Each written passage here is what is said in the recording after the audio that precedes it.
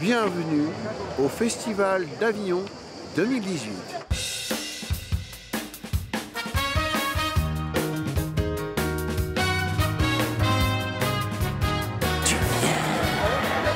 From 2,000-year-old Greek tragedy to cutting-edge social commentary, theatre might be about play acting, but what's on stage here seems to hold up a mirror to the society we live in.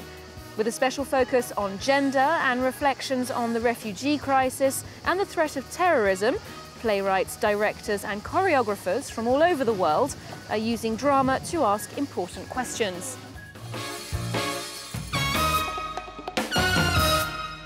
Among them, Iranian director Amir Reza Koohestani returns to the festival for the second time, presenting his play Summerless. He joins us to tell us more. Amir, hello, and thanks for joining us today. You're presenting Summerless here at Avignon. It's a deceptively simple drama set in Iran with a very small cast of characters. Can you tell me about the ideas and the themes that informed your writing of the play? I found it quite interesting to use the education system in Iran as a symbol or metaphor of the progress that's happening in Iran in 2 days' time. My sister, actually, and she's also a teacher in a primary school, recently privatized, let's say. And then she said that, yeah, we need to absorb more customers, so-called, like we need to somehow convince the parents to pay some tuition fee for the education, which is supposed to be free. I just realized that unlike what you may heard from Iran, from outside, is the capitalistic way of ruling the country. It's just happening, you know, like by this wave of privatization. Indeed, let's take a look at a production of Summerless staged here in Avignon and find out what the audience had to say about it.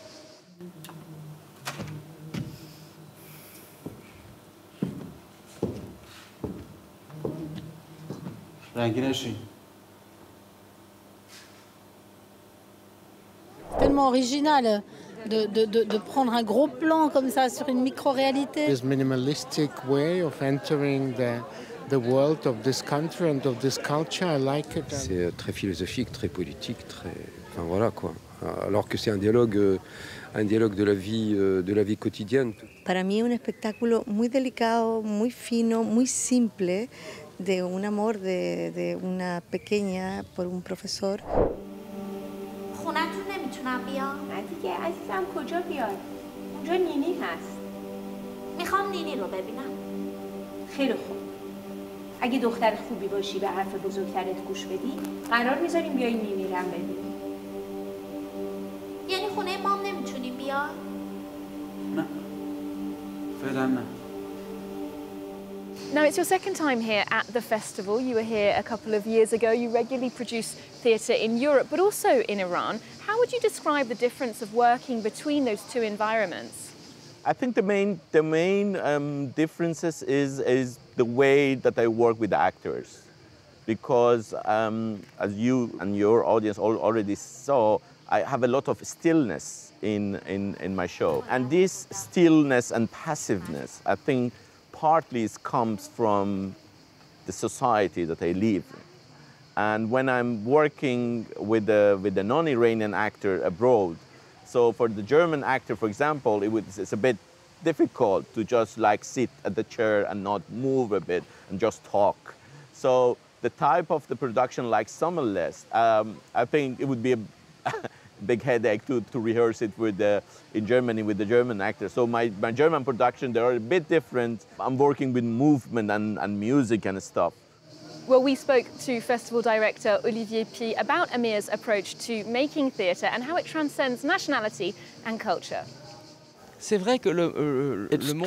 that the censorship which operates in Tehran has produced a number of artists who are forced to work with litotes, if you will. That is, saying things without actually saying them.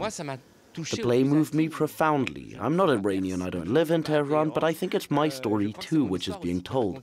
That is the place of the artist in society. It's all dealt with in Koohestani's style, that is, like I was saying, using litots, figures of speech, suggestion, the microscopic detail which acts as a molecule to create the entire world that he's describing. Now, Summerless has a very strong performance at its centre from the two female actresses, and Hearing also had a female protagonist. Are you deliberately trying to provide a platform here for female voices in your theatre? I have more female actors in my company than the male actor. I think it's a matter of their strength. They are very skillful actors, they are professional actors, they perform in the big venues, and when they come to my show, I ask them, okay, sit down, no facial expression, don't play with your hands or feet, you just like look at each other and talk. And you know, they don't really, let's say, show off their skill of acting. That's the main reason that I work with more female actors. Indeed, questions of gender and gender-based discrimination are a key theme at this year's festival, whether it's women turning the tables on tales of male seduction in Don Juan, or a contemporary take on androgyny with Another Orlando. We take a look at some of the shows which echo what some sociologists have long maintained, that gender is performative after all.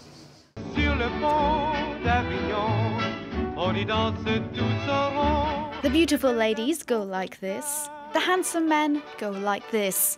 So it was in the 15th century when the famous song was written. But at this year's Avignon Festival, gender lines are rather more blurred. In Another Orlando, Francois CHAIGNAUD plays both a mythical medieval woman who went to war disguised as a man and an androgynous gypsy, spinning the concept of gender around and around until the divide is only a blur. But CHAIGNAUD says the show must not be labelled as simply transgender. This in-between, this uncertainty, which is at work in the show, it makes sense in relation to the poetry and the art which unfolds within it. But in no way is this an order on how to define gender. In no way are we saying it must be fluid, uncertain, and in permanent transformation. Notre spectacle, c'est donc Don Juan de Molière au féminin. And speaking of transformations, Molière's world-famous womanizer Don Juan has undergone a major one. Backstage at the Notre Dame Theatre, the actors are busy getting into character before the curtain goes up. Je trouve fort vilain d'aimer de tous côtés comme vous faites. Quoi? Tu veux qu'on se lie à demeurer au premier objet qui nous prend? Apprenez enfin qu'une grande dame qui vit mal est un monstre dans la nature. C'est pas du tout un spectacle. This is by no means an anti-man show. Reversing the roles isn't out of spite. We just asked ourselves, why can't the myth of Don Juan work with a female protagonist? It's a character that's above gender. Pour moi, est au-delà des genres, en fait.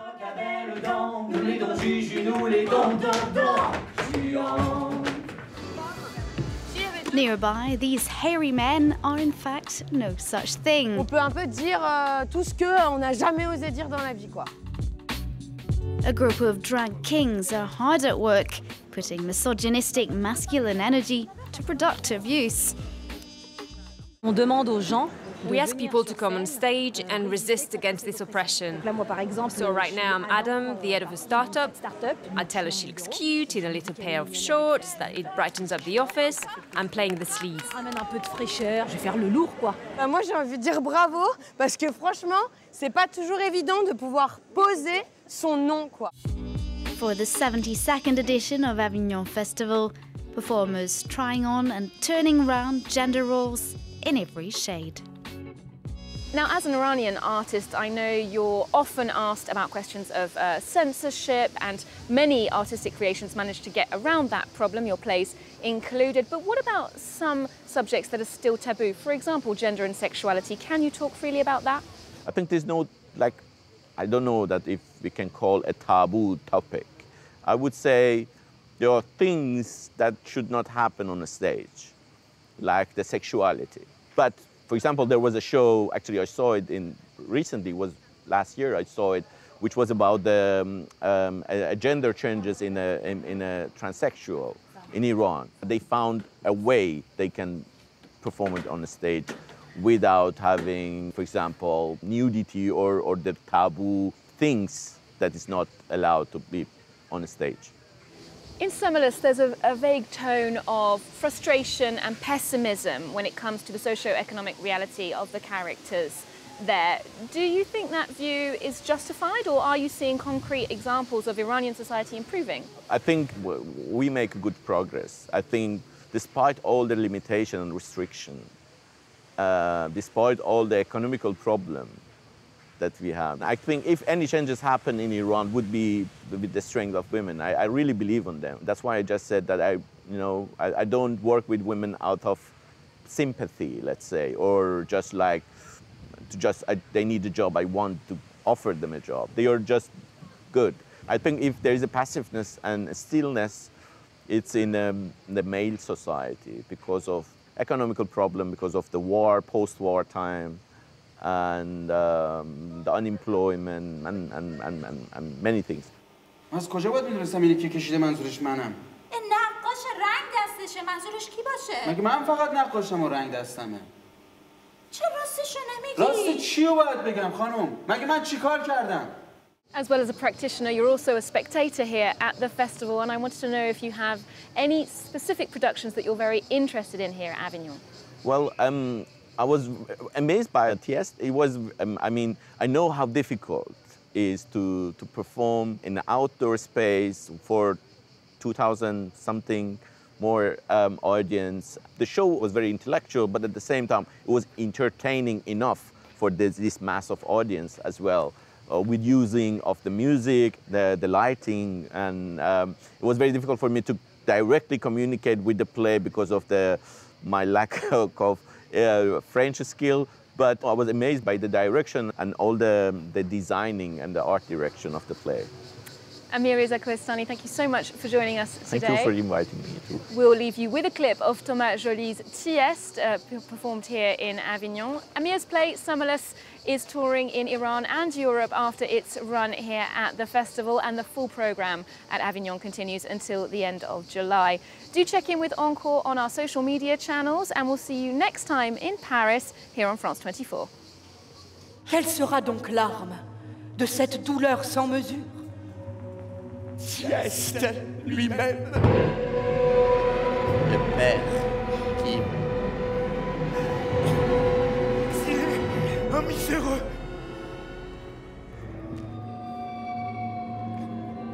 Mais maintenant, tout est fini.